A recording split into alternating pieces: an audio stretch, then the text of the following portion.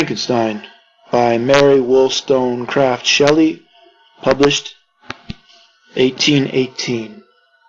It was on a dreary night of November that I beheld the accomplishment of my toils. With an anxiety that almost amounted to agony, I collected the instruments of life around me, that I might infuse a spark of being into the lifeless thing that lay at my feet.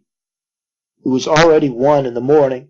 The rain pattered dismally against the panes, and my candle was nearly burnt out, when by the glimmer of the half-extinguished light I saw the dull yellow eye of the creature open. It breathed hard, and a convulsive motion agitated its limbs. How can I describe my emotions at this catastrophe, or how delineate the wretch whom with such infinite pains and care I had endeavored to form?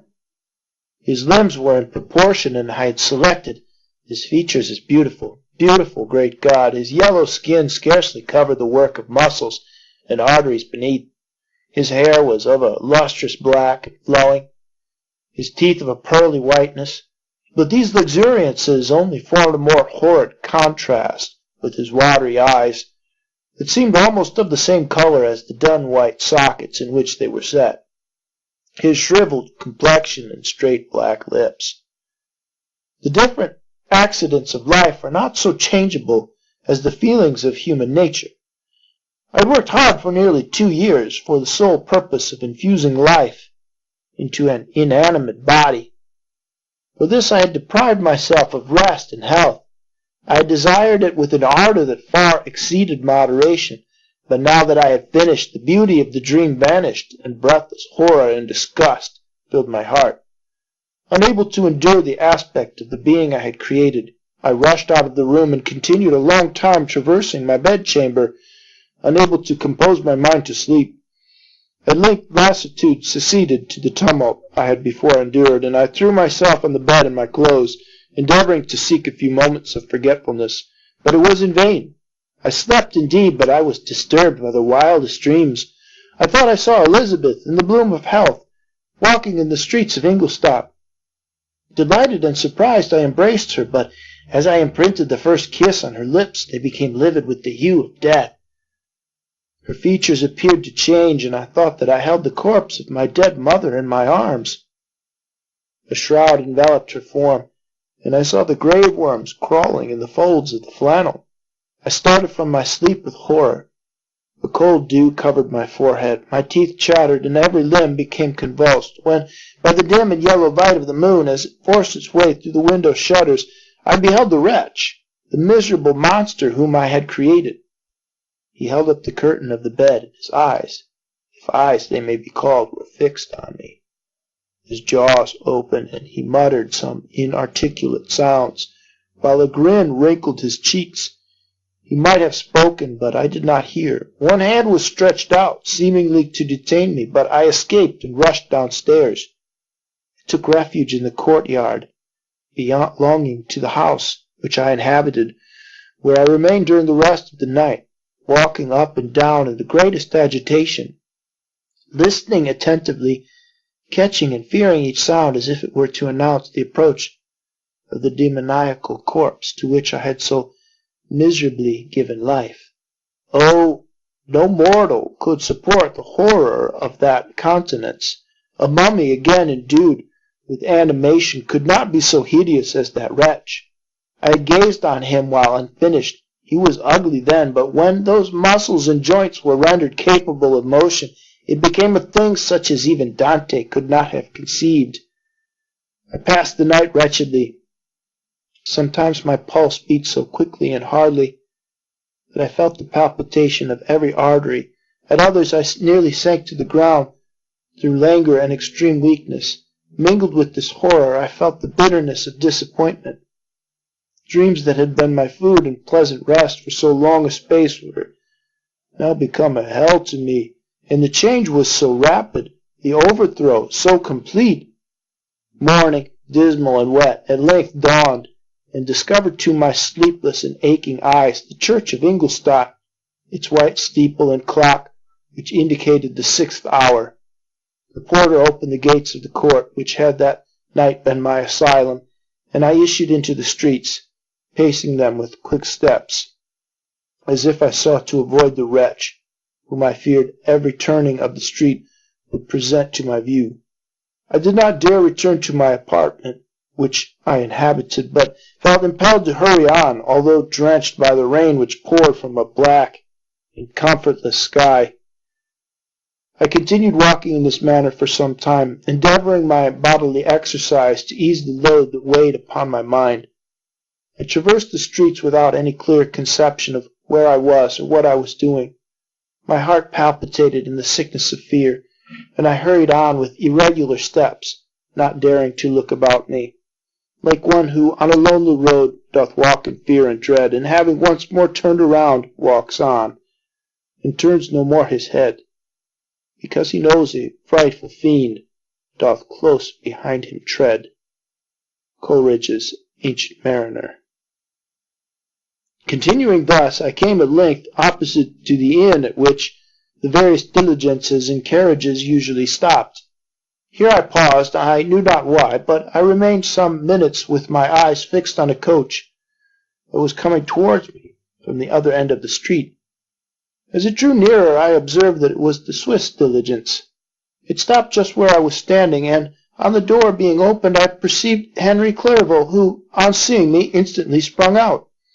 "My dear Frankenstein," exclaimed he, "how glad I am to see you! How fortunate that you should be here at the very moment of my alighting!" Nothing could equal my delight on seeing Clerval. His presence brought back to my thoughts my father, Elizabeth, and all those scenes of home so dear to my recollection. I grasped his hand, and in a moment forgot my horror and misfortune. I felt suddenly, and for the first time during many months, calm and serene joy. I welcomed my friend, therefore, in the most cordial manner, and we walked towards my college. Clerval continued talking for some time about our mutual friends and his own good fortune in being permitted to come to Ingolstadt. "You may easily believe," said he, "how great was the difficulty to persuade my father that all necessary knowledge was not comprised in the noble art of bookkeeping, and indeed I believe I left him incredulous to the last, for his constant answer to my unwearied entreaties was the same as that of the Dutch schoolmaster in The Vicar of Wakefield. I have 10,000 florins a year without Greek. I eat heartily without Greek." But his affection for me at length overcame his dislike of learning, and he has permitted me to undertake a voyage of discovery to the land of knowledge. "It gives me the greatest delight to see you, but tell me how you left my father, brothers, and Elizabeth." "Very well, and very happy, only a little uneasy that they hear from you so seldom. By the by, I mean to lecture you a little upon their account myself. But, my dear Frankenstein," continued he, stopping short and gazing full in my face, "I did not before remark how very ill you appear, so thin and pale. You look as if you had been watching for several nights." "You have guessed right. I have lately been so deeply engaged in one occupation that I have not allowed myself sufficient rest. As you see, but I sincerely hope, that all these employments are now at an end, and that I am at length free." I trembled excessively. I could not endure to think of, and far less to allude to, the occurrences of the preceding night.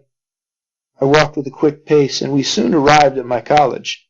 I then reflected, and the thought made me shiver, that the creature whom I had left in my apartment might still be there, alive and walking about. I dreaded to behold this monster, but I feared still more that Henry should see him. Entreating him, therefore, to remain a few minutes at the bottom of the stairs, I darted up towards my own room. My hand was already on the lock of the door before I recollected myself. I then paused, and a cold shivering came over me. I threw the door forcibly open, as children are accustomed to do when they expect a spectre to stand in waiting for them on the other side. But nothing appeared. I stepped fearfully in. The apartment was empty, and my bedroom was also freed from its hideous guest. I could hardly believe that so great a good fortune could have befallen me. When I became assured that my enemy had indeed fled, I clapped my hands for joy, and ran down to Clerval. We ascended into my room, and the servant presently brought breakfast. But I was unable to contain myself. It was not joy only that possessed me. I felt my flesh tingle with excess of sensitiveness, and my pulse beat rapidly. I was unable to remain for a single instant in the same place. I jumped over the chairs, clapped my hands, and laughed aloud.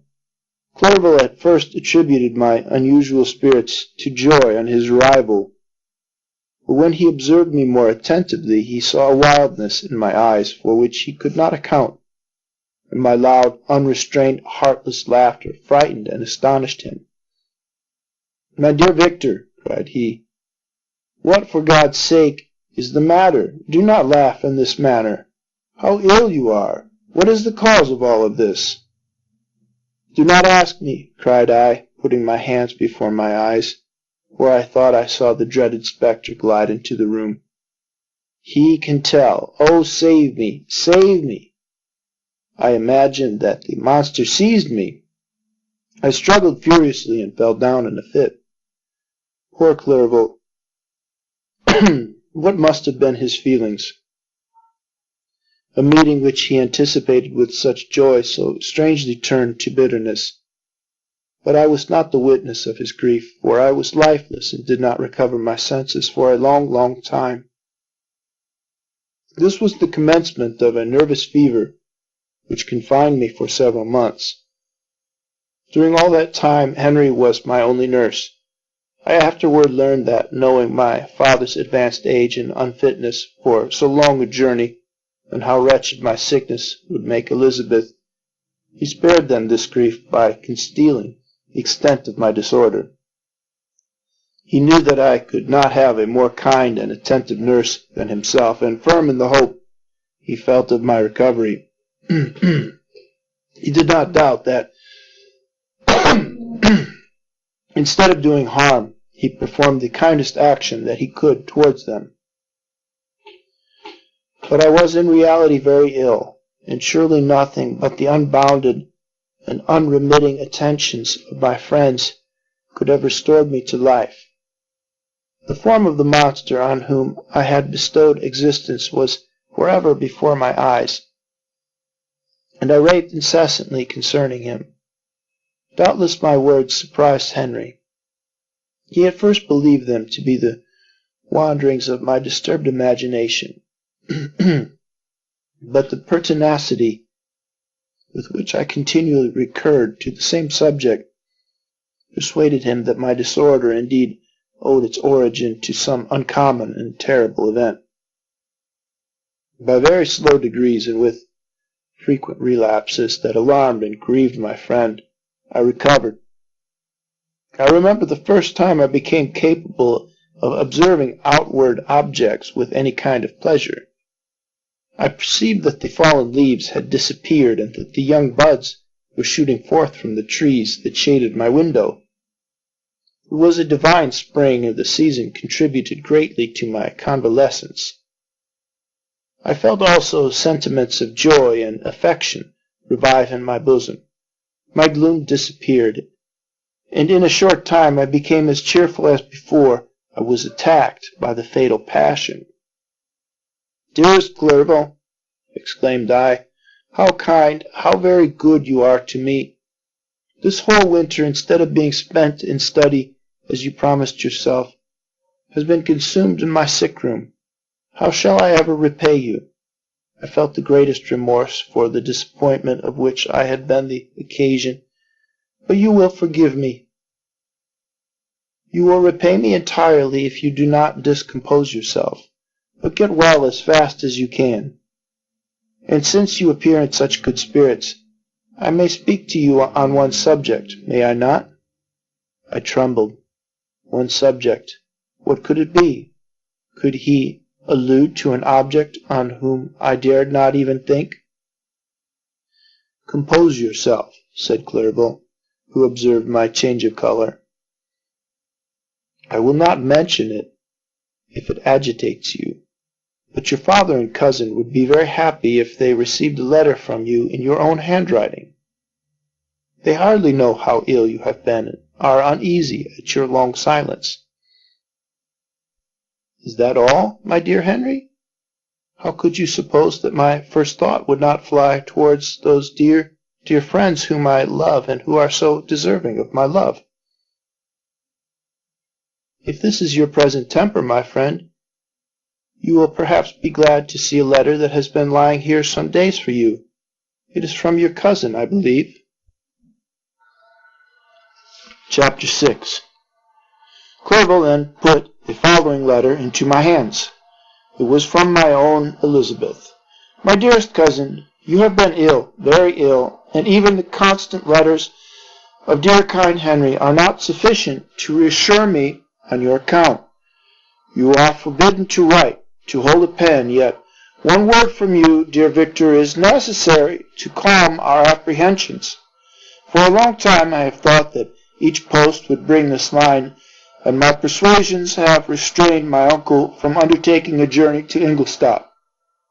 I have prevented his encountering the inconveniences and perhaps dangers of so long a journey, yet how often have I regretted not being able to perform it myself. I figure to myself that the task of attending on your sick bed has developed on some mercenary old nurse, who could never guess your wishes, nor minister to them with the care and affection of your poor cousin. Yet that is now over. Clerval writes that indeed you are getting better. I eagerly hope that you will confirm this intelligence soon in your own handwriting. Get well and return to us. You will find a happy, cheerful home and friends who love you dearly. Your father's health is vigorous, and he asks but to see you, but to be as assured that you are well, and not a care will ever cloud his benevolent countenance. How pleased you would be to remark the improvement of our Ernest. He is now 16 and full of activity and spirit. He is desirous to be a true Swiss and to enter into foreign service. But we cannot part with him, at least until his elder brother returns to us. My uncle is not pleased with the idea of a military career in a distant country, but Ernest never had your powers of application. He looks upon study as an odious fetter. His time is spent in the open air, climbing the hills or rowing on the lake. I fear that he will become an idler unless we yield the point and permit him to enter on the profession which he has selected. Little alteration, except the growth of our dear children, has taken place since you left us. The blue lake and snow-clad mountains, they never change, and I think our placid home and our contented hearts are regulated by the same immutable laws. My trifling occupations take up my time and amuse me, and I am rewarded for any exertions by seeing none but happy, kind faces around me. Since you left us, but one change has taken place in our little household. Do you remember on what occasion Justine Moritz entered our family? Probably you do not. I will relate her history, therefore, in a few words. Madame Moritz, her mother, was a widow with 4 children, of whom Justine was the third. This girl had always been the favorite of her father, but through a strange perversity her mother could not endure her, and after the death of Madame Moritz, treated her very ill. My aunt observed this, and when Justine was 12 years of age, prevailed upon her mother to allow her to live at our house. The republican institutions of our country have produced simpler and happier manners than those which prevail in the great monarchies that surround it. Hence there is little distinction between the several classes of its inhabitants and the lower orders, being neither so poor nor so despised that their manners are more refined and moral. A servant in Geneva does not mean the same thing as a servant in France and England. Justine, thus received in our family, learned the duties of a servant, a condition which, in our fortunate country, does not include the idea of ignorance and a sacrifice of the dignity of a human being. Justine, you may remember, was a great favorite of yours, and I recollect you once remarked that if you were in an ill humor, one glance from Justine could dissipate it. For the same reason that Ariosto gives concerning the beauty of Angelica, she looked so frank-hearted and happy. My aunt conceived a great attachment for her, by which she was induced to give her an education superior to that which she had at first intended. This benefit was fully repaid. Justine was the most grateful little creature in the world. I do not mean that she made any professions. I never heard one pass her lips.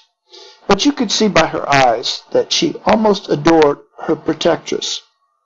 Although her disposition was gay and in many respects inconsiderate, yet she paid the greatest attention to every gesture of my aunt. She thought her the model of all excellence, and endeavored to imitate her phraseology and manners, so that even now she often reminds me of her.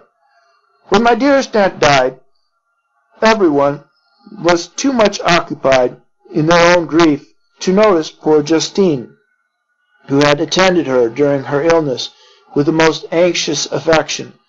Poor Justine was very ill, but other trials were reserved for her. One by one, her brothers and sisters died, and her mother, with the exception of her neglected daughter, was left childless. The conscience of the woman was troubled.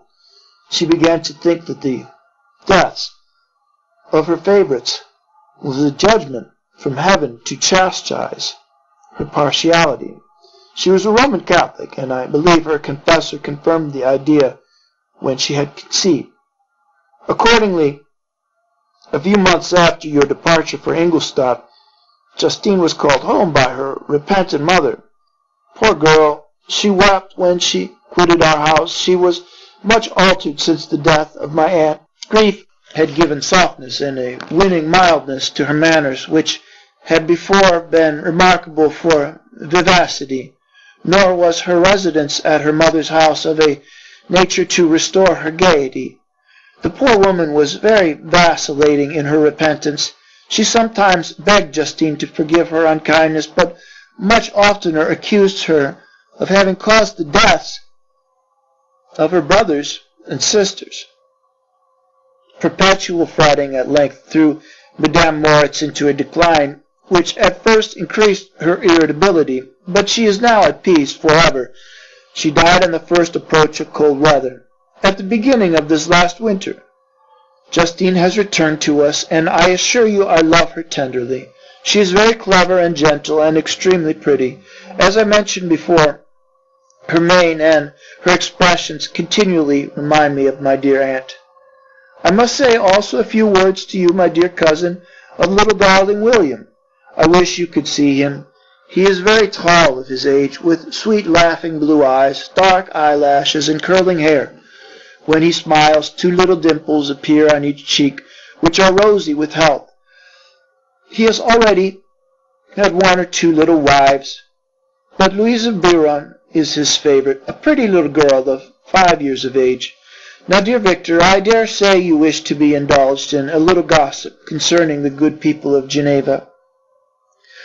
The pretty Miss Mansfield has already received the congratulatory visits on her approaching marriage with a young Englishman, John Melbourne, Esquire.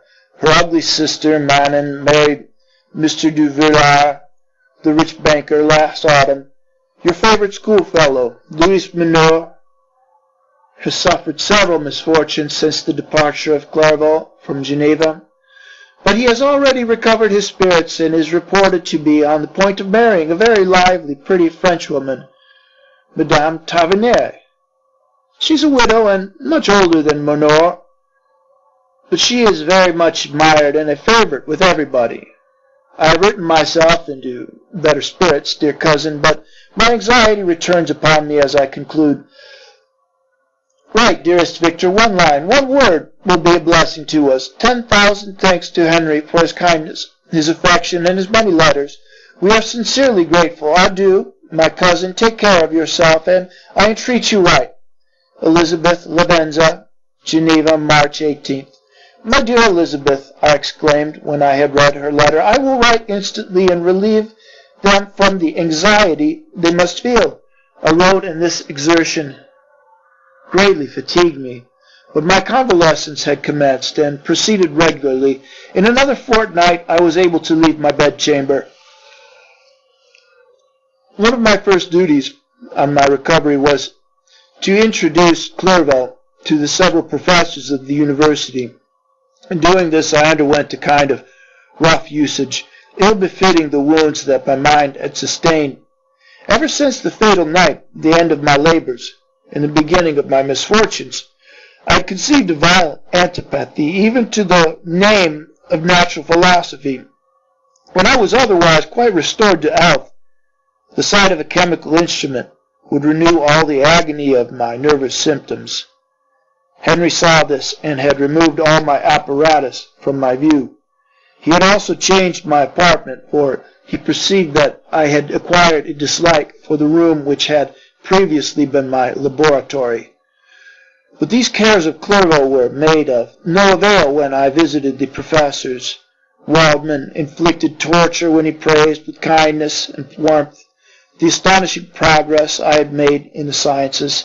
He soon perceived that I disliked the subject, but not guessing the real cause, he attributed my feelings to modesty, and changed the subject from my improvement to the science itself, with the desire, as I evidently saw it, of drawing me out. What could I do? He meant to please, and he tormented me.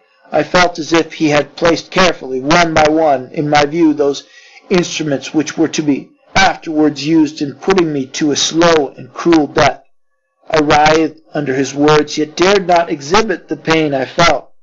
Clerval, whose eyes and feelings were always quick in discerning the sensations of others, delineated the subject, alleging in excuse his total ignorance, and the conversation took a more general turn. I thanked my friend with my heart, but I did not speak. I saw plainly that he was surprised, but he never attempted to draw my secret from me, and although I loved him with a mixture of affection and reverence that knew no bounds, yet I could never persuade myself to confide to him that event which was so often present in my recollection, but which I feared the detail to another would only impress more deeply. Mr. Krempe was not equally docile, and in my condition at that time of all insupportable sensitiveness, his harsh, blunt encomiums gave me even more pain than the benevolent approbation of Mr. Waldman. "Damn the fellow!" cried he. "Why, Mr. Clerval, I assure you he has outstripped us all. Aye, stare if you please, but it is nevertheless true. A youngster who, but a few years ago, believed in Cornelius Agrippa as firmly as in the gospel, has now set himself at the head of the university, and if he is not soon pulled down, we shall all be out of countenance. Aye, aye," continued he, observing my face expressive of suffering, "Mr. Frankenstein is modest, an excellent quality in a young man. Young men should be diffident of themselves. You know, Mr. Clerval, I was myself when young, but that wears out in a very short time." Krempe now commenced a eulogy on himself, which happily turned the conversation from a subject that was so annoying to me. Clerval had never sympathized in my tastes for natural science, and his literary pursuits differed wholly from those which had occupied me. He came to the university with the design of making himself complete master of the Oriental languages, as thus he should open a field for the plan of life he had marked out for himself. Resolved to pursue no inglorious career, he turned his eyes toward the East as affording scope for his spirit of enterprise. The Persian, Arabic, and Sanskrit languages engaged his attention, and I was easily induced to enter on the same studies. Idleness had never been irksome to me, and now that I wished to fly from reflection and hated my former studies, I felt great relief in being the fellow pupil with my friend, and found not only instruction but consolation in the works of the Orientalists. I did not, like him, attempt a critical knowledge of their dialects, for I did not contemplate making any other use of them than temporary amusement. I read merely to understand their meaning, and they well repaid my labors. Their melancholy is soothing, and their joy elevating, to a degree I never experienced in studying the authors of any other country. When you read their writings, life appears to consist in a warm sun and a garden of roses, in the smiles and frowns of a fair enemy, and the fire that consumes your own heart. How different from the manly and heroical poetry of Greece and Rome! Summer passed away in these occupations, and my return to Geneva was fixed for the latter end of autumn. But being delayed by several accidents, winter and snow arrived. The roads were deemed impassable, and my journey was retarded until the ensuing spring. I felt this delay very bitterly, for I longed to see my native town and my beloved friends. My return had only been delayed so long from an unwillingness to leave Clerval in a strange place before he had become acquainted with any of its inhabitants. The winter, however, was spent cheerfully, and although the spring was uncommonly late, when it came, its beauty compensated for its dilatoriousness. The month of May had already commenced, and I expected the letter daily, which was to fix the date of my departure. When Henry proposed a pedestrian tour in the environs of Ingolstadt, that I might bid a personal farewell to the country I had so long inhabited, I acceded with pleasure to this proposition. I was fond of the exercise, and Clerval had always been my favorite companion in the rambles of this nature that I had often taken among the scenes of my native country. We passed a fortnight in these perambulations. My health and spirits had long been restored, and they gained additional strength from the salubrious air I breathed, the natural incidents of our progress, and the conversation of my friend. Study had been before secluded me from the intercourse of my fellow creatures and rendered me unsocial, but Clerval called forth the better feelings of my heart. He again taught me to love the aspect of nature and the cheerful faces of children. Excellent friend, how sincerely did you love me and endeavor to elevate my mind until it was on a level with your own. A selfish pursuit had cramped and narrowed me until your gentleness and affection warmed and opened my senses. I became the same happy creature who, a few years ago, loved and beloved by all, had no sorrow or care. When happy, inanimate nature had the power of bestowing on me the most delightful sensations. A serene sky and verdant fields filled me with ecstasy. The present season was indeed divine. The flowers of spring bloomed in the hedges, while those of summer were already in bud. I was undisturbed by thoughts which during the preceding year had pressed upon me, notwithstanding my endeavors to throw them off with an invincible burden. Henry rejoiced in my gaiety and sincerely sympathized in my feelings. He exerted himself to amuse me, while he expressed the sensations that filled his soul. The resources of his mind on this occasion were truly astonishing. His conversation was full of imagination, and very often, in imitation of the Persian and Arabic writers, he invented tales of wonderful fancy and passion. At other times he repeated my favorite poems, or drew me out into arguments which he supported with great ingenuity. We returned to our college on a Sunday afternoon. The peasants were dancing, and everyone we met appeared gay and happy. My own spirits were high, and I bounded along with feelings of unbridled joy and hilarity. Chapter 7. On my return, I found the following letter from my father. My dear Victor, you have probably waited impatiently for a letter to fix the date of your return to us, and I was at first tempted to write only a few lines, merely mentioning the day on which I should expect you. But that would be a cruel kindness, and I dare not do it. What would be your surprise, my son, when you expected a happy and glad welcome to behold on the contrary tears and wretchedness? And how, Victor, can I relate our misfortune? Absence cannot have rendered you callous to our joys and griefs. And how shall I inflict pain on my long-absent son? I wish to prepare you for the woeful news, but I know it is impossible. Even now your eye skims over the page to seek the words which are to convey to you the horrible tidings. William is dead. That sweet child who smiles so delighted and warmed my heart, who was so gentle yet so gay. Victor, he is murdered.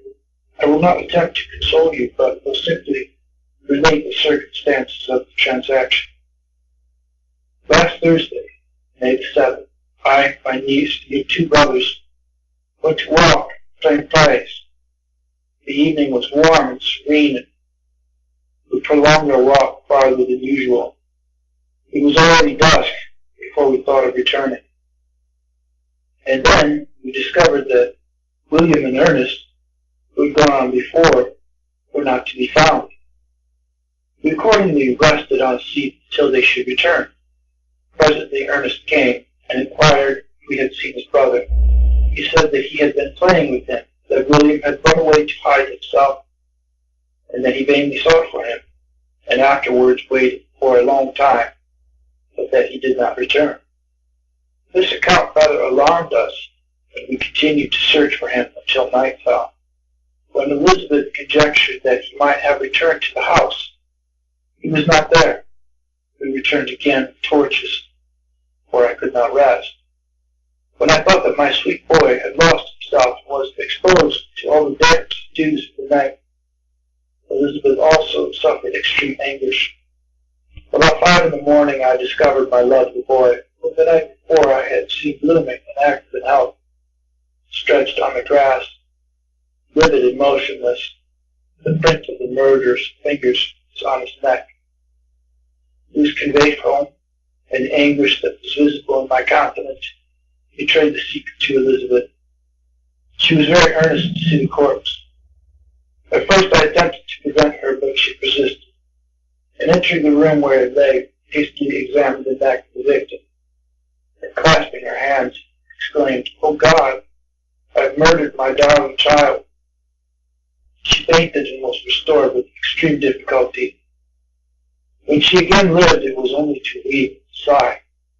She told me that that same evening William had teased her to let him wear a very valuable miniature that she possessed of your mother. The picture is gone and was doubtless the temptation which urged the murderer to the deed.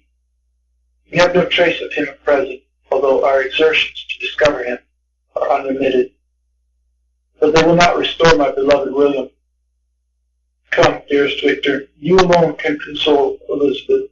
She weeps continually, accuses herself unjustly as the cause of his death.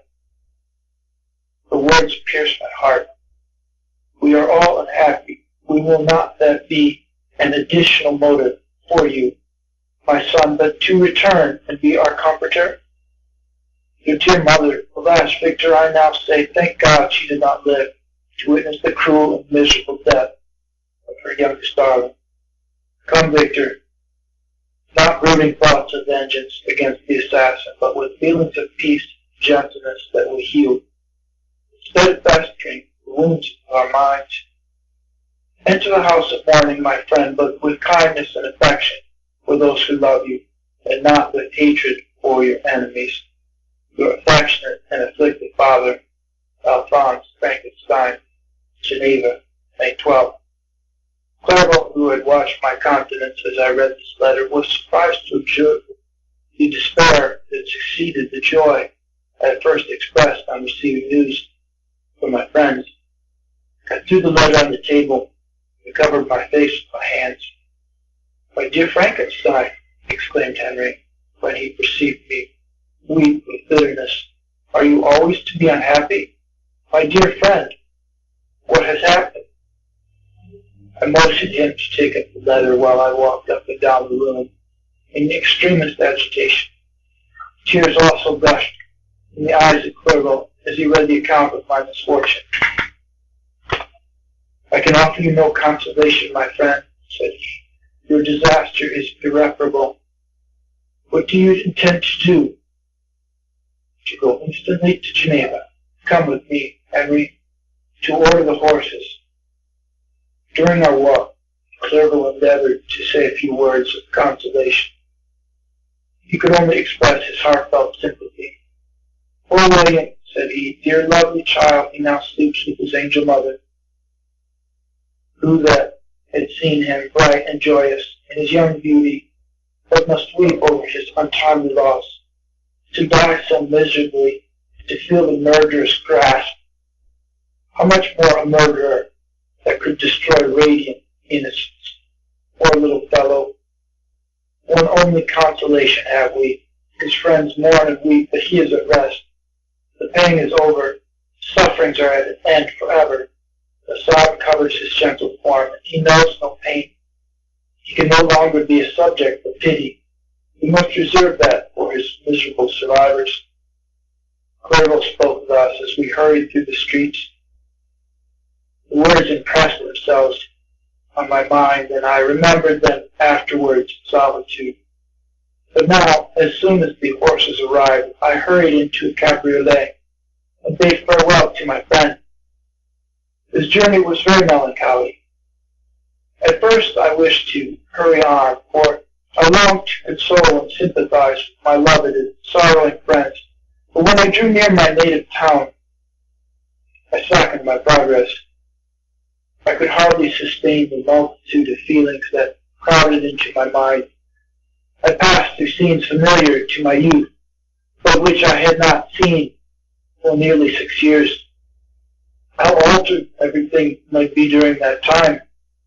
One sudden and desolating change had taken place, but 1,000 little circumstances might have by degrees worked other alterations, which, although they were done more tranquilly, might not be the less decisive.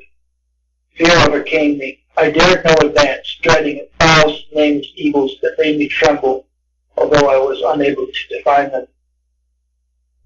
I remained 2 days at Lausanne in this painful state of mind. I contemplated the lake. The waters were placid. All around was calm, and the snowy mountains, the palaces of nature, were not changed. By degrees, the calm and heavenly scene restored me, and I continued my journey towards Geneva. The road ran by the side of a lake, which became narrower as I approached my native town. I discovered more distinctly the black sides of Jura, the bright summit of Mont Blanc. I wept like a child. Dear mountains, my own beautiful lake, how do you welcome your mock wanderer? Your summits are clear, the sky and lake are blue and placid. Is this to prognosticate peace, or to mock at my unhappiness? I fear, my friend, that I shall render myself tedious by dwelling on these preliminary circumstances. But they were days of comparative happiness, and I think of them with pleasure. My country, my beloved country, who but a native can tell the delight I took in again beholding thy streams, thy mountains, and more than all, thy lovely lake. Yet as I drew nearer home, grief and fear again overcame me. Night also closed around, and when I could hardly see the dark mountains, I felt still more gloomily. The picture appeared a vast, dim scene of evil, and I foresaw obscurely that I was destined to become the most wretched of human beings. Alas, I prophesied truly, and failed only in one single circumstance, that in all the misery I imagined and dreaded, I did not conceive the 100th part of the anguish I was destined to endure. It was completely dark when I arrived in the environs of Geneva. The gates of the town were already shut, and I was obliged to pass the night at Sacran, a village at the distance of half a league from the city. The sky was serene, and as I was unable to rest, I resolved to visit the spot where my poor William had been murdered. As I could not pass the town, I was obliged to cross the lake in a boat to arrive at Dunphyas. During the short voyage, I saw the lightning play on the summit of Mount Rock, the most beautiful figures. The storm appeared to approach rapidly, and on landing I ascended a low hill that I might observe its progress. It advanced. The heavens were clouded, and I soon felt the rain coming slowly in large drops, but its violence quickly increased. I quitted my seat and walked on. Although the darkness and storm increased every minute, and the thunder burst with a terrific crash over my head, it was echoed from Suez, Juras, and the Alps of Savoy. Vivid flashes of lightning dazzled my eyes, illuminating the lake, making it appear like a vast sheet of fire. Then for an instant everything seemed of a pitchy darkness, until the eye recovered itself from the preceding flash. The storm, as is often the case in Switzerland, appeared at once in various parts of the heavens. The most violent storm hung exactly north of town, over the part of the lake which lies between the promontory of Bellerive and the village of Coupet. Another storm enlightened Jura.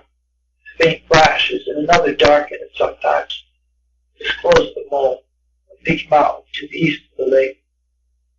While I watched the tempest, so beautiful yet terrific, I wandered on with a hasty step.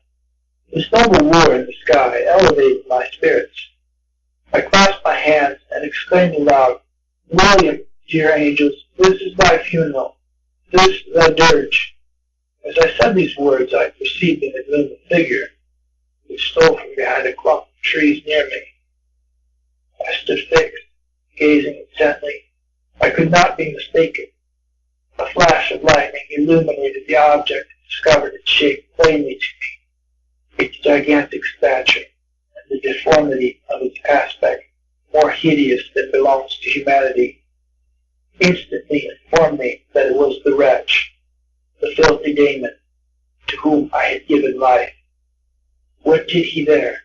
Could he be, I shuddered at the conception, the murderer of my brother?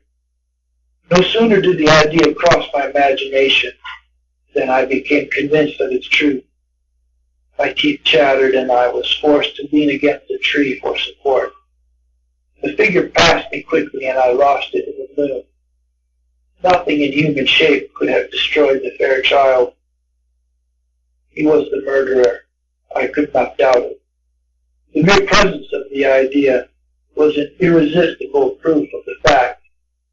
I thought of pursuing the devil, but it would have been in vain, for another flash discovered him to be hanging amongst the rocks of the nearly perpendicular ascent of Mount Soleil, a hill that bounds St. Place on the south. He soon reached the summit and disappeared. I remained motionless. The thunder ceased, but the rain still continued, and the scene was enveloped in an impenetrable darkness. I resolved in my mind the events which I had until now sought to forget, the whole train of my progress toward the creation, the appearance of the works of my own hands at my bedside, its departure. 2 years had now nearly elapsed since the night on which he first received life. And was this his first crime? Alas, I had turned loose to the world a depraved wretch, whose delight was in carnage and misery. Had he not murdered my brother? No one can conceive the anguish I suffered during the remainder of the night, which I spent cold and wet in the open air. But I did not feel the inconvenience of the weather. My imagination was busy in scenes of evil and despair. I considered the being whom I had cast among mankind, and endowed with the will and power to effect purposes of horror such as the deed which he had not done, merely in the light of my own vampire, my own spirit let loose from the grave and forced to destroy all that was dear to me. Day dawned, and I directed my steps toward the town. The gates were open, and I hastened to my father's house. My first thought was to discover what I knew of the murderer, cause instant pursuit to be made. But I paused when I reflected on the story that I had to tell, a being whom I myself had formed and endued with life, had met me at midnight among the precipices of an inaccessible mountain. I remembered also the nervous fever with which I had been seized just at the time that I dated my creation, and which would give an air of delirium to a tale otherwise so utterly improbable. I well knew that if any other had communicated such a relation to me, I should have looked upon it as the ravings of insanity. Besides, the strange nature of the animal would elude all pursuit, even if I were so far credited as to persuade my relatives to commence it. And then of what use would be pursuit? Who could arrest a creature capable of scaling the overhanging sides of Mount Sinai? These reflections determined me, and I resolved to remain silent. It was about 5 in the morning when I entered my father's house. I told the servants not to disturb the family, went into the library to attend their usual hour of rising. 6 years had elapsed, passed in a dream but for one indelible trace, and I stood in the same place where I had last embraced my father before my departure for Ingolstadt, the loving and venerable pet. He still remained to me. I gazed on the picture of my mother, which stood over the mantelpiece. It was an historical subject painted at my father's desire, and represented Caroline Belford in an agony of despair, kneeling by the coffin of her dead father.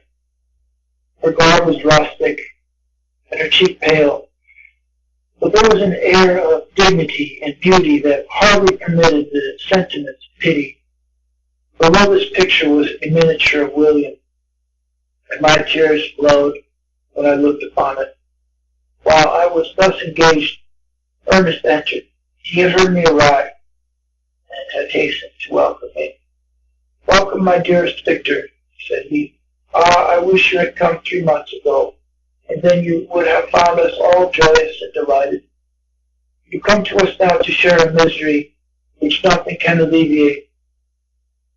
Yet your presence will, I hope, revive our father, who seems seeking under his misfortune, and your persuasions will induce poor Elizabeth to cease her vain and tormenting self-accusations.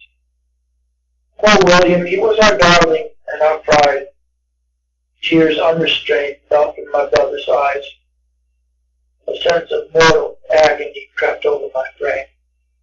Before I had only imagined the wretchedness of my desolated home, reality came on me as anew, and a not less terrible disaster. I tried to calm Ernest. I inquired more minutely concerning my father, and her I named my cousin. "She most of all," said Ernest, "requires consolation. She accused herself of having caused the death of my brother, and that made her very wretched. But since the murderer has been discovered—" "The murderer discovered? Good God, how can that be? Who could attempt to pursue him? It is impossible. One might as well try to overtake the winds, or combine a mountain stream with a straw. I saw him too. He was free last night." "I do not know what you mean," replied my brother in accents of wonder. "But to us the discovery we have made completes our mystery. No one would believe it at first, and even now Elizabeth will not be convinced, notwithstanding all the evidence. Indeed, who would credit that Justine Moritz, who was so amiable and fond of all the family, could suddenly become so capable of so frightful, so appalling a crime? Justine Moritz? Poor girl, the accuser? But it is wrongfully. Everyone knows that. No one believes it, surely, Ernest.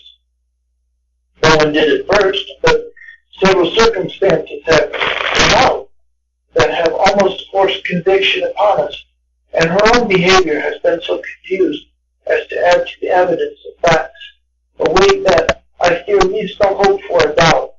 But she will be tried today, and you will hear then all. He then related that the morning on which the murder of poor William had been discovered, Justine had been taken ill and confined to her bed for several days. During this interval, one of the servants, happening to examine the apparel she had worn on the night of the murder, had discovered in her pocket the picture of my mother, which had been judged to be the temptation of the murderer. The servant instantly showed it to one of the others, who, without saying a word to any of the family, went to a magistrate, and upon their deposition, Justine was apprehended. On being charged with the fact, the poor girl confirmed the suspicion in a great measure by her extreme confusion of manner. This was a strange tale, but it did not shake my faith, and I replied earnestly, "You are all mistaken. I know the murderer. Justine, poor good Justine, is innocent."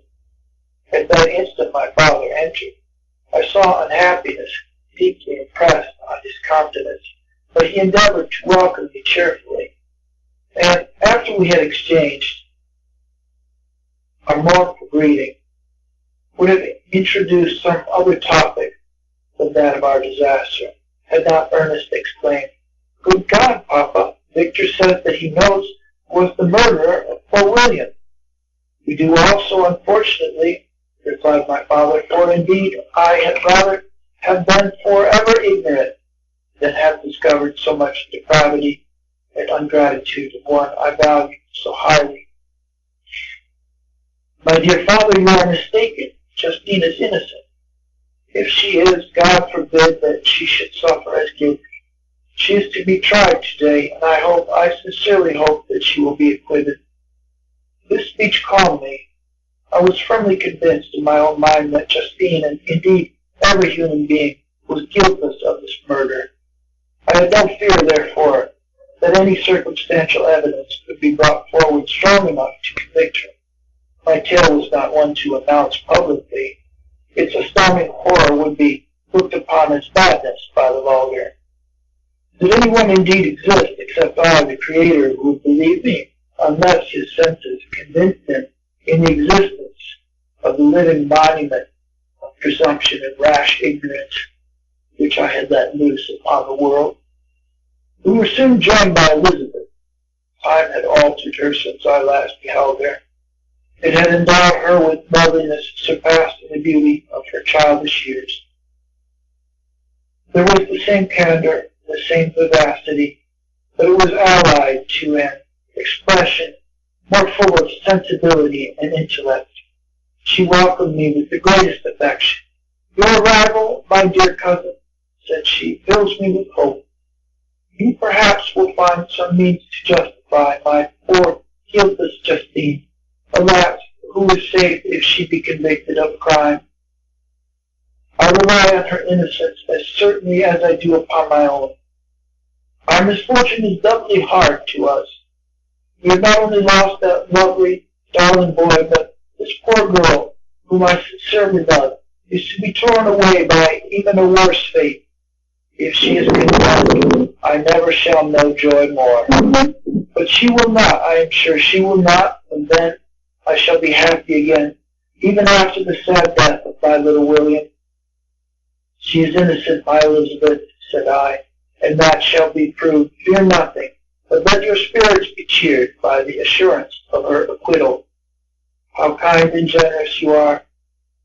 Everyone else believes in her guilt, and that made me wretched, for I knew that it was impossible, and to see everyone else prejudiced so deadly a manner rendered me hopeless and despairing." She wept. "Dearest niece," said my father, "dry your tears. If she is, as you believe, innocent, rely on the justice of our laws and the activity with which I shall prevent the slightest shadow of partiality." Chapter 8. We passed a few sad hours until 11 o'clock, when the trial was to commence. My father and the rest of the family being obliged to attend as witnesses, I accompanied them to the court. During the whole of this wretched mockery of justice, I suffered living torture.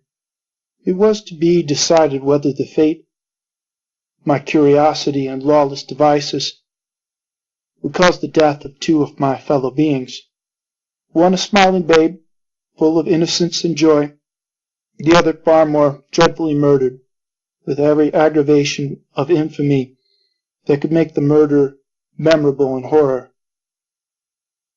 Justine also was a girl of merit, and possessed qualities which promised to render her life happy.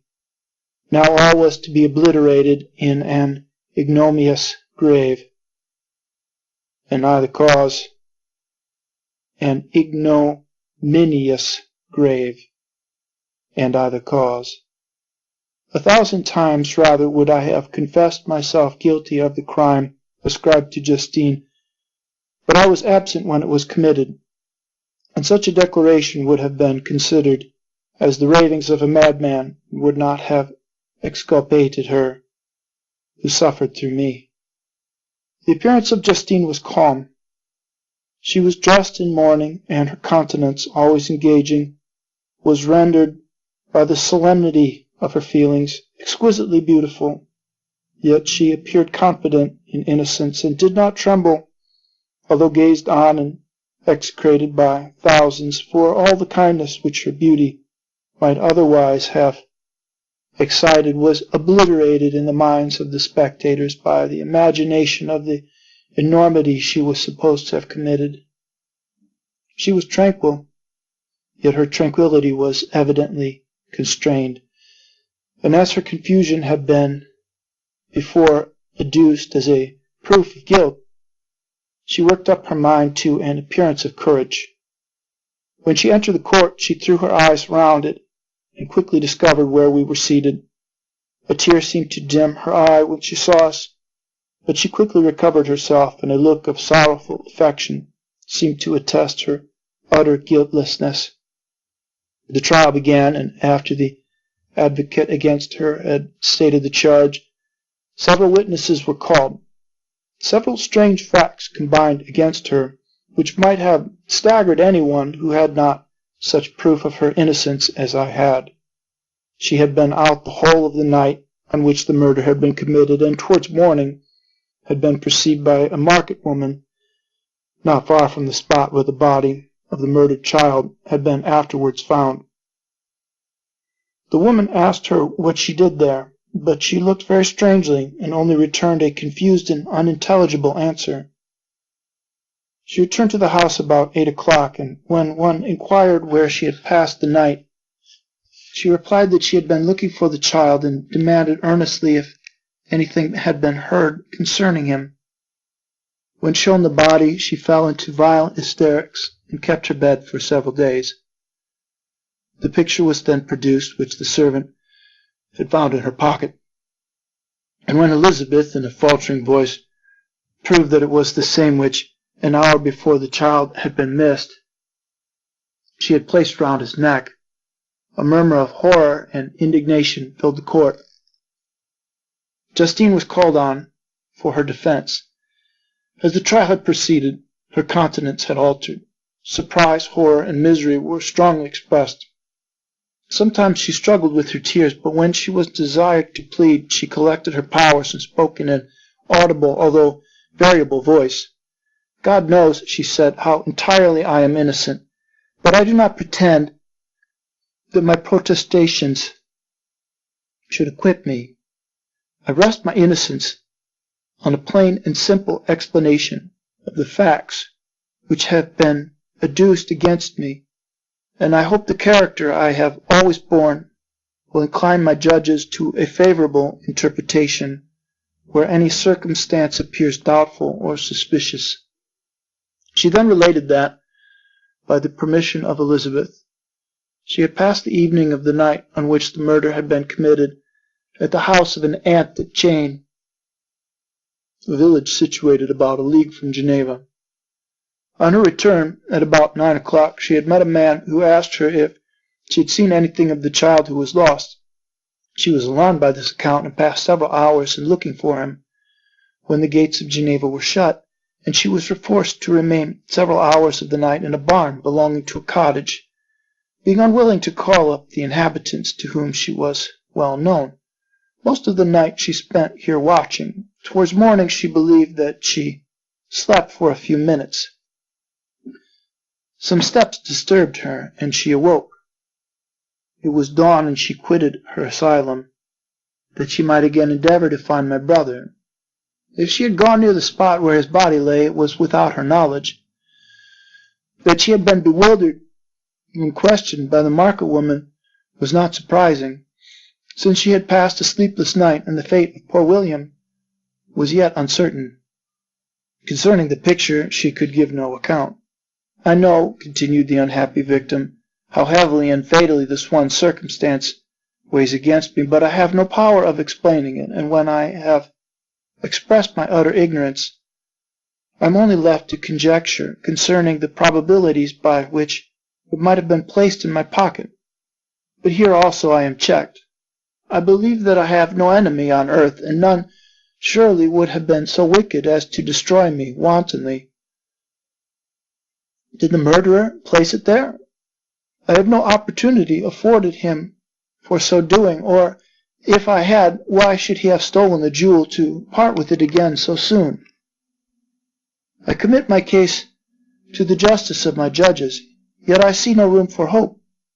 I beg permission to have a few witnesses examined concerning my character, and if their testimony shall not overweigh my supposed guilt, I must be condemned, although I would pledge my salvation on my innocence. Several witnesses were called who had known her for many years, and they spoke well of her, but fear and hatred of the crime of which they supposed her guilty rendered them timorous and unwilling to come forward. Elizabeth saw even this last resource, her excellent dispositions and irreproachable conduct, about to fail the accused, when, although violently agitated, she desired permission to address the court.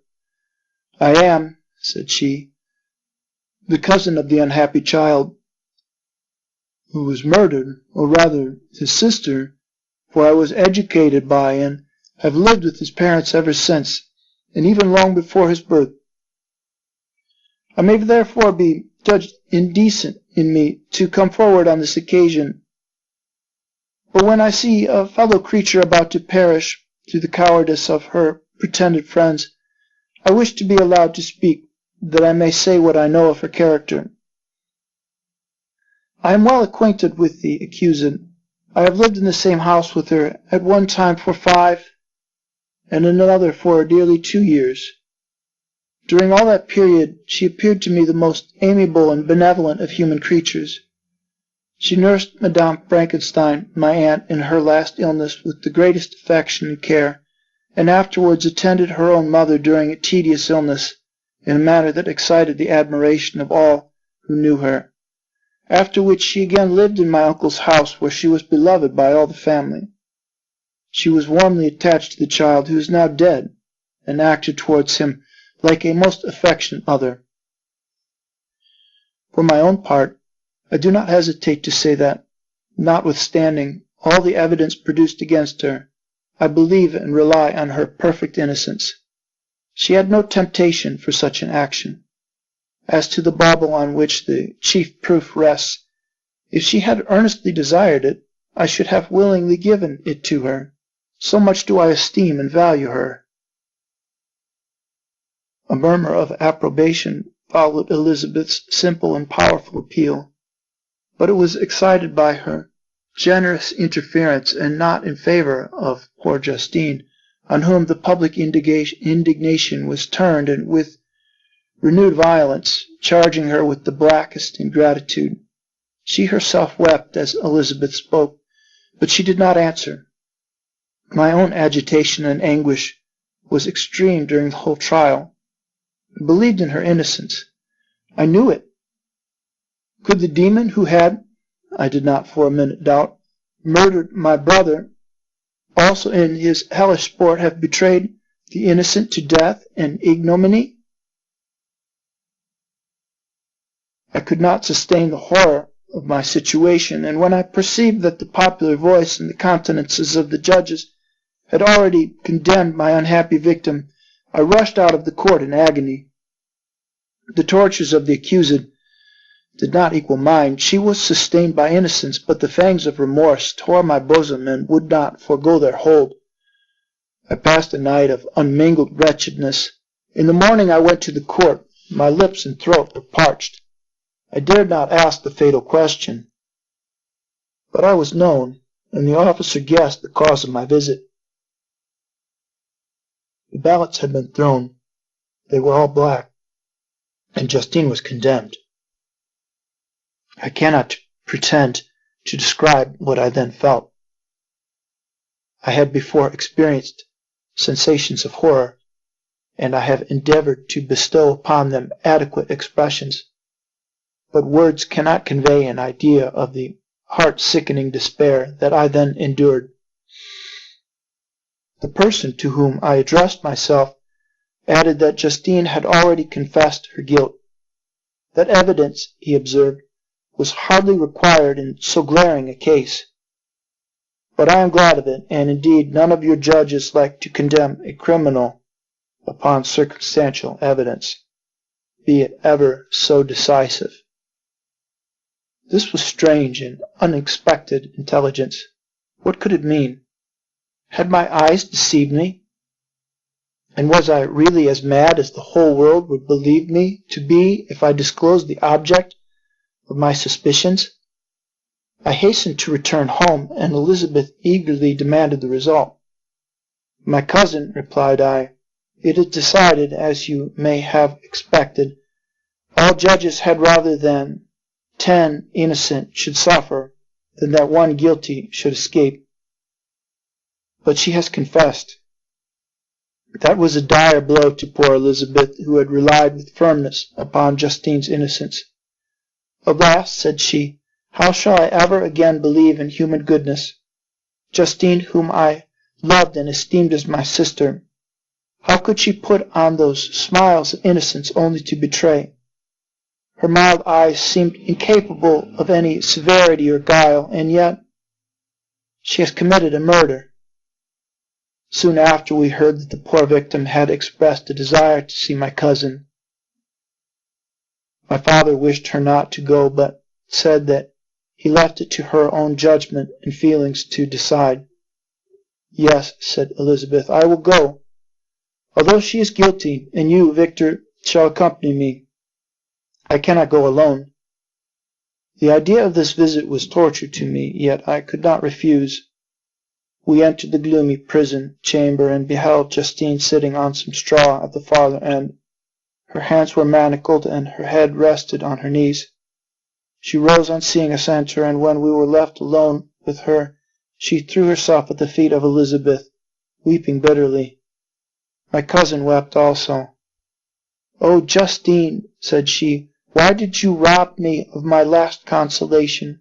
I relied on your innocence, and although I was then very wretched, I was not so miserable as I am now. And do you also believe that I am so very, very wicked? Do you also join with my enemies to crush me, to condemn me as a murderer?" Her voice was suffocated with sobs. "Rise, my poor girl," said Elizabeth. "Why do you kneel if you are innocent? I am not one of your enemies.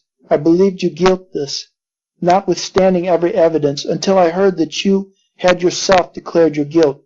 That report, you say, is false, and be assured, dear Justine, that nothing can shake my confidence in you for a moment but your own confession." I did confess, but I confessed a lie. I confessed that I might obtain absolution. But now that falsehood lies heavier at my heart than all my other sins, the God of heaven forgive me. Ever since I was condemned, my confessor has besieged me. He threatened and menaced until I almost began to think that I was the monster that he said I was. He threatened excommunication and hellfire in my last moments if I continued to obdurate. Dear lady, I had none to support me. All looked on me as a wretch doomed to ignominy and perdition. What could I do? In an evil hour I subscribed to a lie, and now only am I truly miserable." She paused weeping, and then continued, "I thought with horror, my sweet lady, that you should believe your Justine, whom you blessed and as so highly honored, whom your blessed aunt had so highly honored, and whom you loved, was a creature capable of a crime which none but the devil himself could have perpetrated. Dear William, dearest blessed child, I soon shall see you again in heaven, where we shall all be happy, and that consoles me, going as I am to suffer ignominy and death. Oh, Justine, forgive me for having for one moment distrusted you. Why did you confess? But do not mourn, dear girl, do not fear. I will proclaim, I will prove your innocence. I will melt the stony hearts of your enemies by my tears and prayers. You shall not die. You, my playfellow, my companion, my sister, perished on the scaffold. No, no, I never could survive so horrible a misfortune." Justine shook her head mournfully. "I do not fear to die," she said. "That pang is past. God raises my weakness and gives me courage to endure the worst. I leave a sad and bitter world, and if you remember me and think of me as of one unjustly condemned, I am resigned to the fate awaiting me. Learn from me, dear lady, to submit in patience to the will of heaven." During this conversation I had retired to a corner of the prison room, where I could conceal the horrid anguish that possessed me. Despair! Who dared talk of that? The poor victim, who on the morrow was to pass the awful boundary between life and death, felt not, as I did, such deep and bitter agony. I gnashed my teeth and ground them together, uttering a groan that came from my inmost soul. Justine started. When she saw who it was, she approached me and said, "Dear sir, you are very kind to visit me. You, I hope, do not believe that I am guilty." I could not answer. "No, Justine," said Elizabeth, "he is more convinced of your innocence than I was, for even when he heard that you had confessed, he did not credit it. I truly thank him. In these last moments I feel the sincerest gratitude towards those who think of me with kindness. How sweet is the affection of others to such a wretch as I am! It removes more than half my misfortune, and I feel as if I could die in peace now that my innocence is acknowledged by you, dear lady, and your cousin." Thus the poor sufferer tried to comfort others and herself. She indeed gained the resignation she desired, but I, the true murderer, felt the never-dying worm alive in my bosom, which allowed of no hope or consolation. Elizabeth also wept and was unhappy, but hers also was the misery of innocence, which, like a cloud that passed over the fair moon, for a while hides but cannot tarnish its brightness. Anguish and despair had penetrated into the core of my heart. I bore a hell within me which nothing could extinguish. We stayed several hours with Justine, and it was with great difficulty that Elizabeth could tear herself away. "I wish," cried she, "that I were to die with you. I cannot live in this world of misery." Justine assumed an air of cheerfulness, while she with difficulty repressed her bitter tears. She embraced Elizabeth and said in a voice of half-suppressed emotion, "Farewell, sweet lady, dearest Elizabeth, my beloved and only friend. May heaven in its bounty bless and preserve you. May this be the last misfortune that you will ever suffer. Live and be happy, and make others so." And on the morrow Justine died. Elizabeth's heart-rending eloquence failed to move the judges from their settled conviction in the criminality of the saintly sufferer. My passionate and indignant appeals were lost upon them, and when I received their cold answers and heard the harsh, unfeeling reasoning of these men, my purpose avowal died away on my lips. Thus I might proclaim myself a madman, but not revoke the sentence passed upon my wretched victim. She perished on the scaffold as a murderess. From the tortures of my own heart, I turned to contemplate the deep and voiceless grief of my Elizabeth.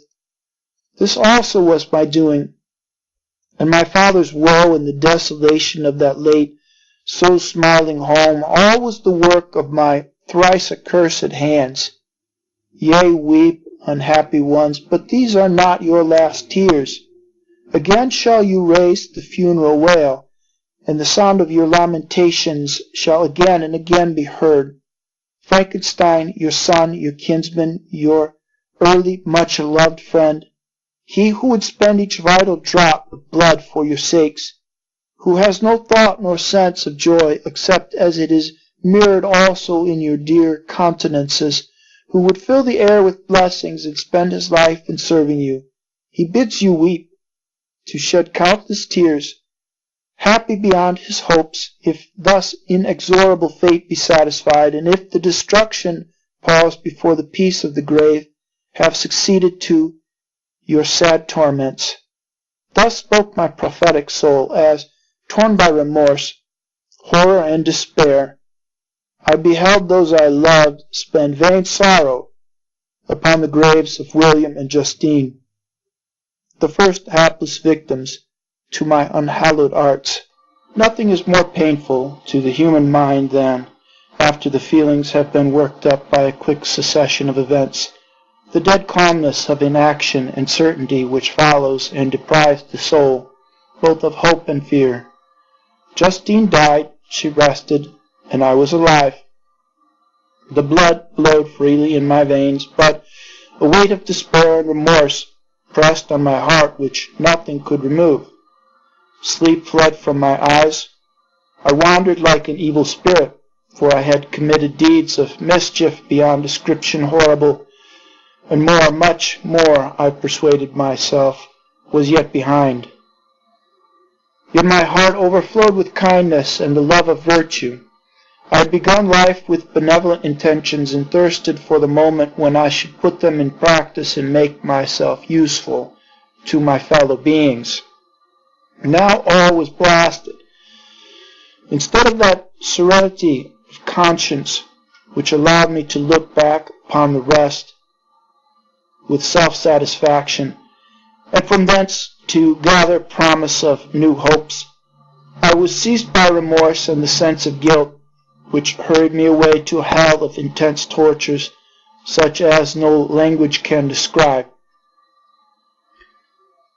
This state of mind preyed upon my health, which had perhaps never entirely recovered from the first shock it had sustained.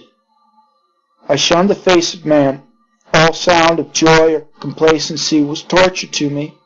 Solitude was my only consolation, deep, dark, death-like solitude. My father observed with pain the alteration perceptible in my disposition and habits, and endeavored by arguments deduced from the feelings of his serene conscience and guiltless life to inspire me with fortitude and awaken in me the courage to dispel the dark cloud which brooded over me. "Do you think, Victor," said he, "that I do not suffer also? No one could love a child more than I loved your brother." Tears came into his eyes as he spoke. "But is it not a duty to the survivors that we should refrain from augmenting their unhappiness by an appearance of immoderate grief? It is also a duty owed to yourself, for excessive sorrow prevents improvement or enjoyment, or even the discharge of daily usefulness, without which no man is fit for society." This advice, although good, was totally inapplicable to my case. I should have been the first to hide my grief and console my friends, if remorse had not mingled its bitterness and terror, its alarm, with my other sensations. Now I could only answer my father with a look of despair and endeavor to hide myself from his view. About this time we retired to our house at Bellerive. This change was particularly agreeable to me. The shutting of the gates regularly at 10 o'clock and the impossibility of remaining on the lake after that hour had rendered our residence within the walls of Geneva very irksome to me. I was now free.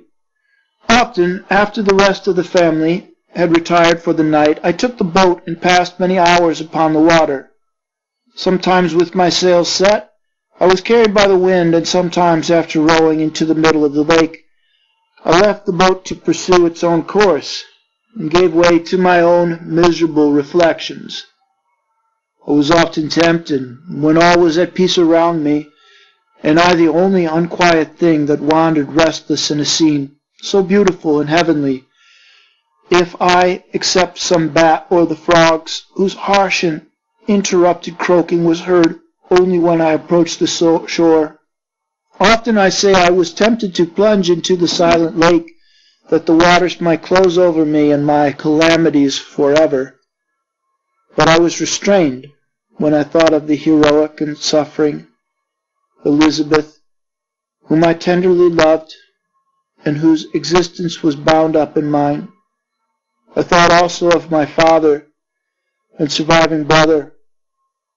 Should I, by my base desertion, leave them exposed and unprotected to the malice of the fiend whom I had let loose among them? At these moments I wept bitterly and wished that peace would revisit my mind, only that I might afford them consolation and happiness. But that could not be. Remorse extinguished every hope. I had been the author of unalterable evils, and I lived in a daily fear lest the monster whom I had created should perpetrate some new wickedness.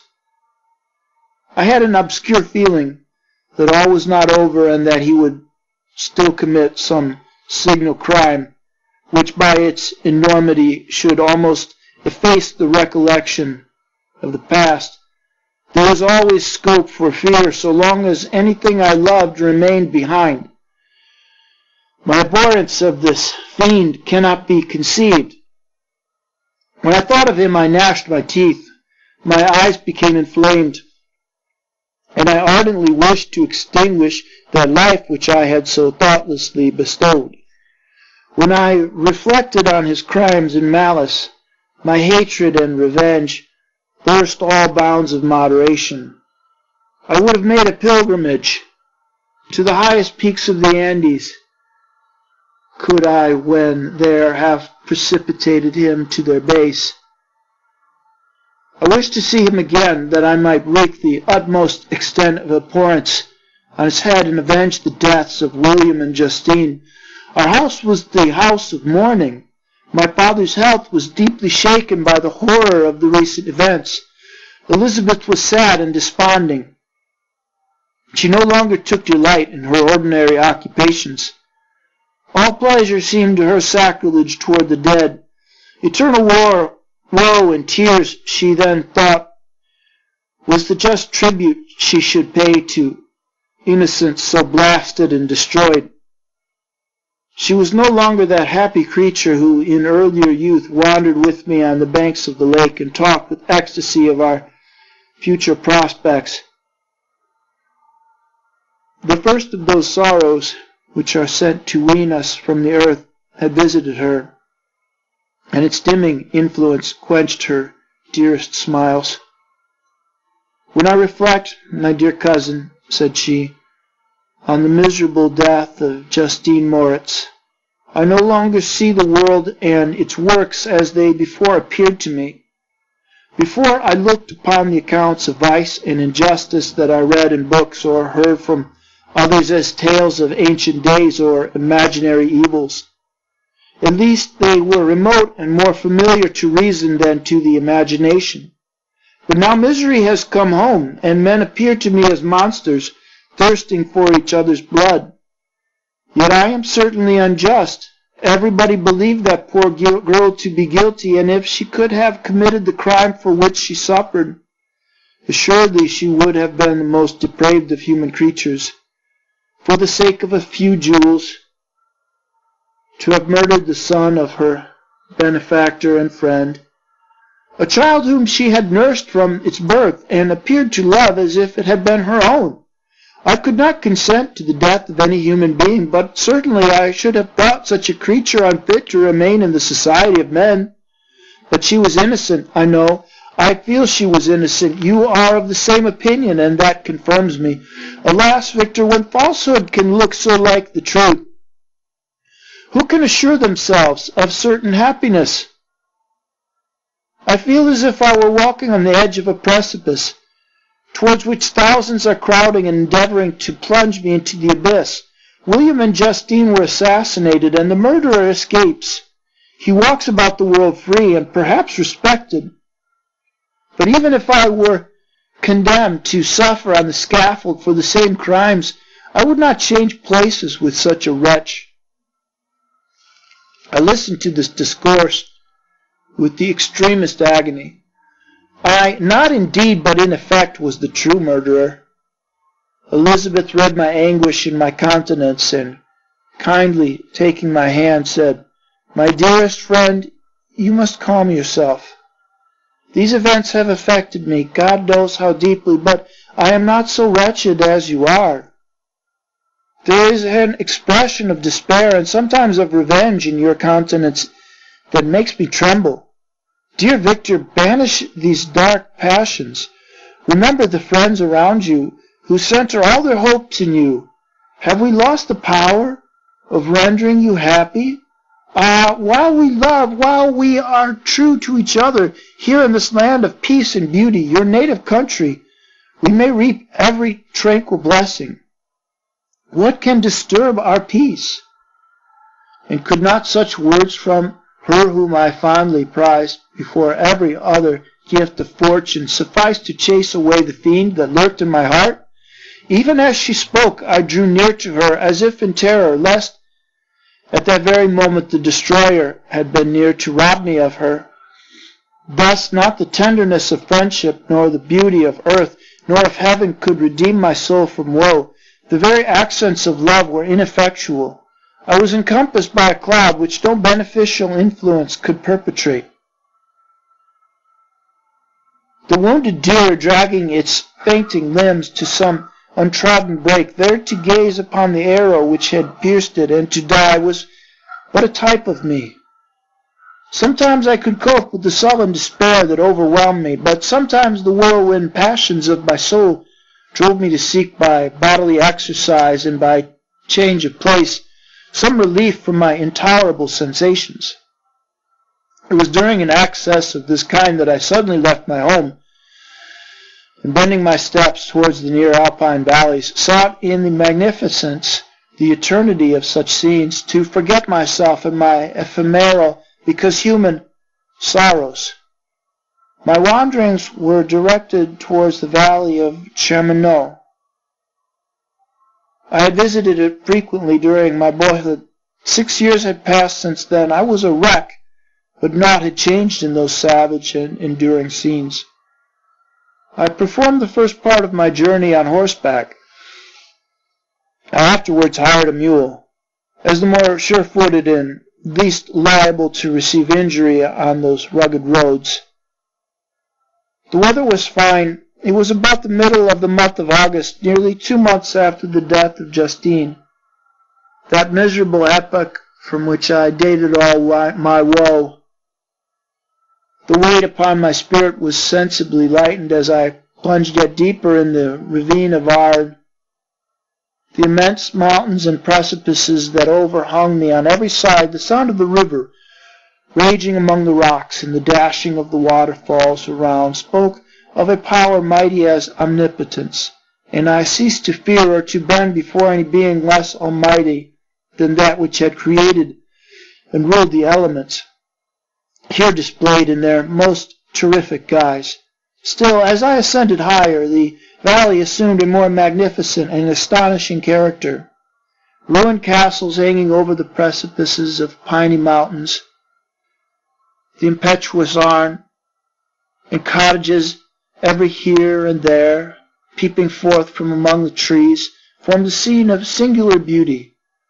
But it was augmented and rendered sublime by the mighty Alps, whose white and shining pyramids and domes towered above all as belonging to another earth, the habitations of another race of beings.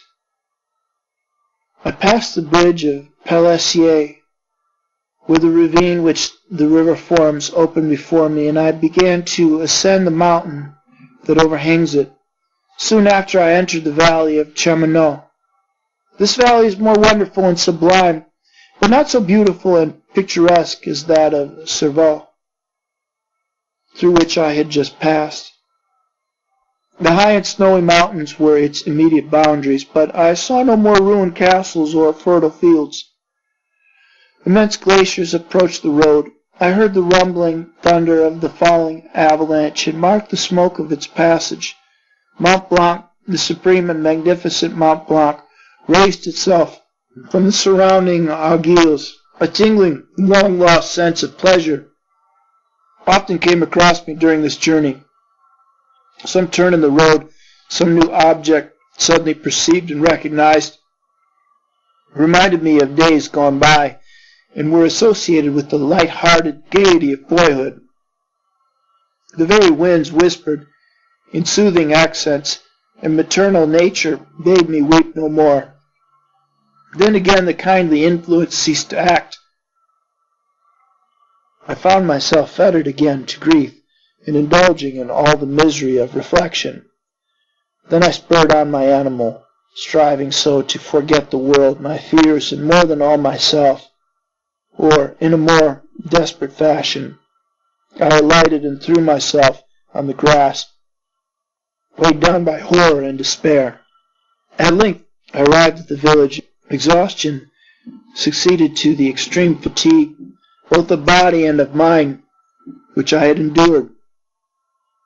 For a short space of time I remained at the window watching the pallid lightnings that played above Mont Blanc, and listening to the rushing of the Arno, which pursued its noisy way beneath. The same lulling sounds acted as a lullaby to my too keen sensations. When I placed my head upon my pillow, sleep crept over me. I felt it as it came and blessed the giver of oblivion.